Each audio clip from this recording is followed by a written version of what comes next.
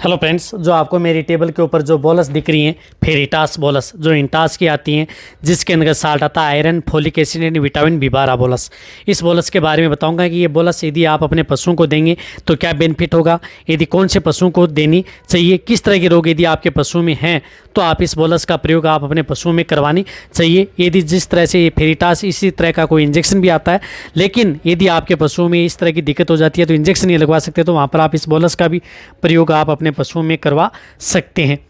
तो इसके बारे में डिटेल से बताया जाएगा, तो वीडियो को स्किप करके मत देखना, वीडियो को पूरी देखना। जो इस चैनल पर अभी भी नए जुड़े हैं, जो अपना नया चैनल विजेंद्र वेट केयर पर, तो पहले आप इस चैनल को सब्सक्राइब कर लें, साथ में बेल आइकन को दबाएं और उसमें ऑल वाला ऑप्शन आता है उसको भी दबाएं, ताकि भविष्य में आने वाली हर प्रकार की वीडियो की नोटिफिकेशन आपको समय समय पर मिलती रहे। यदि आपको और भी डिटेल से जानना है तो आप वेट पेट एंड केटल पर भी जाकर के आप इस प्रोडक्टों के बारे में वीडियो देख सकते हैं।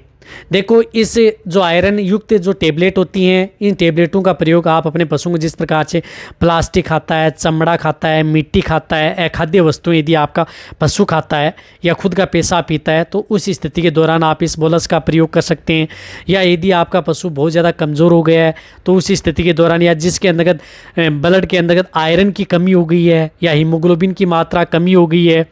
जिन पशुओं के अंतर्गत उसकी कमी से आपके पशु में कई बार कई तरह के रोग हो जाते हैं, तो उसके बचाव के लिए आप इस बोलस का प्रयोग कर सकते हैं। जो इस तरह की ये बोलस आती हैं, रही बात इसी तरह की बोलस का प्रयोग यदि आपके पशु में बार बार यदि रिपीट होता है, तो कई बार आयरन की डेफिशिएंसी की वजह से भी आपका पशु बार बार रिपीट होता है, या बहुत ज़्यादा कमज़ोर यदि आपका पशु हो जाता है, या आप अपने पशु की जो इस तरह से आँखों के अंतर्गत देख सकते हैं कि आपके पशु में पानी आता रहता है, या कमज़ोर निढाल सा यदि आपका पशु लग रहा है, तो उस स्थिति के दौरान भी आप इन जो टेबलेट हैं फेरिटास बोलस हैं, इनका प्रयोग आप अपने पशुओं में करवा सकते हैं। इसी तरह से यदि आप अपने पशुओं की अच्छी हाइट ग्रोथ के लिए यदि आप इनका प्रयोग करना चाहते हैं तो भी आप इन बोलस का प्रयोग कर सकते हैं। यदि आज जो आपका पशु प्रेग्नेंट है, यदि उसके अंदर आयरन की डेफिशिएंसी हो गई है, फोलिक एसिड की है, विटामिन B12 की यदि कमी हो गई है, तो उस स्थिति के दौरान भी आप इस बोलस का प्रयोग आप अपने पशुओं में कर सकते हैं। रही बात यदि आप अपने प्रेग्नेंट पशुओं को देना चाहते हैं तो इसकी डोज थोड़ी कम देनी चाहिए। और जिस तरह से यदि आपके पशु में इस तरह की जो मैंने दिक्कतें बताई हैं, यदि आपके पशु में जिस प्रकार से पेशाब के साथ खून,